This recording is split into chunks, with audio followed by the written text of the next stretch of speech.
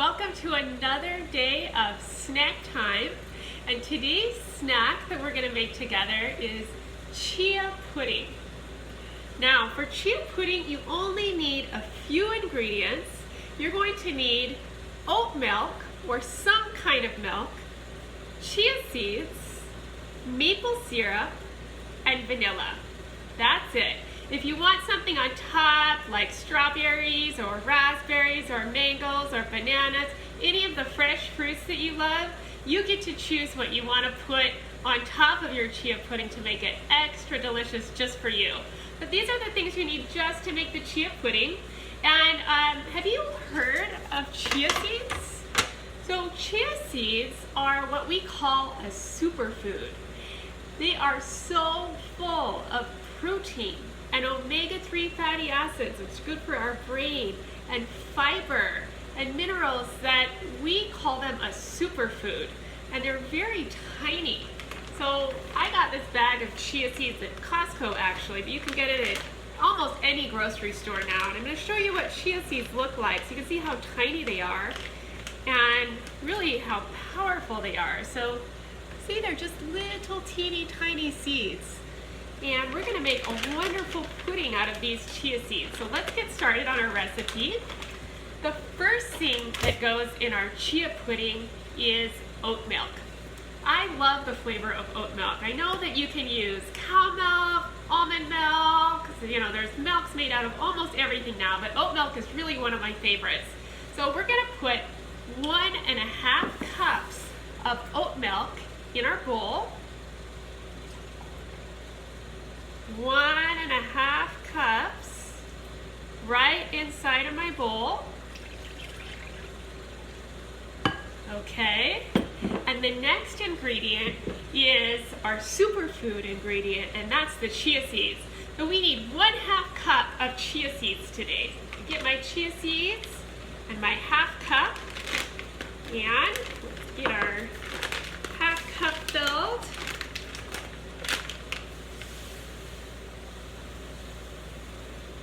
Alrighty, so now I'm going to pour my little chia seeds in, just like that. And the chia seeds are going to soak up the oat milk and get kind of puffy. And they're going to make a really, really delicious and nutritious pudding. So now I've got my chia seeds and my oat milk. And I want to add a little bit of sweetness. Now the oat milk is really sweet on its own because oats actually have a lot of natural sugars in them. But I'm going to add 2 tablespoons of maple syrup for my sweetener. Got my maple syrup, pure maple syrup. 1 tablespoon goes in. And 1 more, just to give my pudding a little bit of sweetness. Now, maple syrup is a natural sugar, and the reason we like to use natural sugars instead of white refined sugar that you might put in most of the cookies and the cakes that you make at home is because this kind of sugar comes from nature in a perfect little package. So it has all kinds of vitamins and minerals along with that sweet flavor. So it feeds your body really, really good things, and it tastes delicious. That's why I like to use sweeteners like maple syrup when I'm making puddings and pies and cakes and all kinds of things.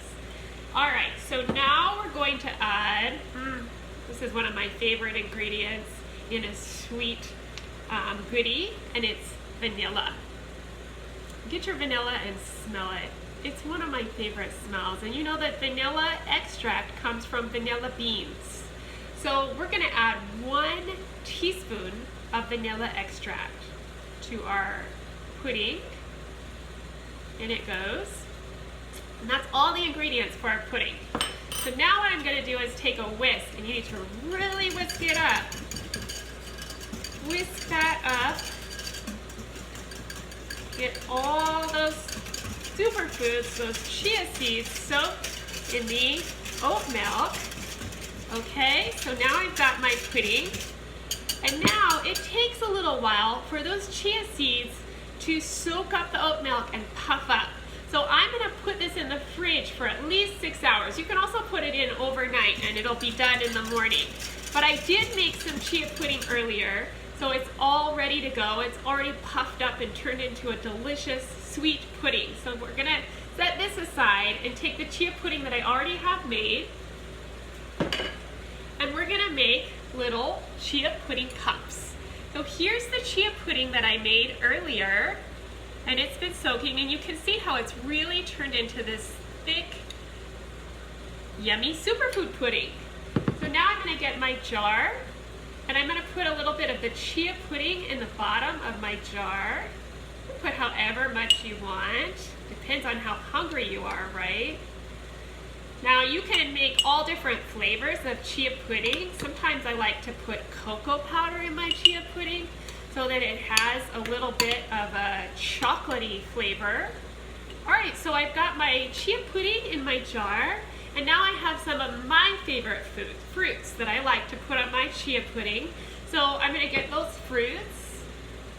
So I chose raspberries, strawberries, and one of my favorites, mangoes.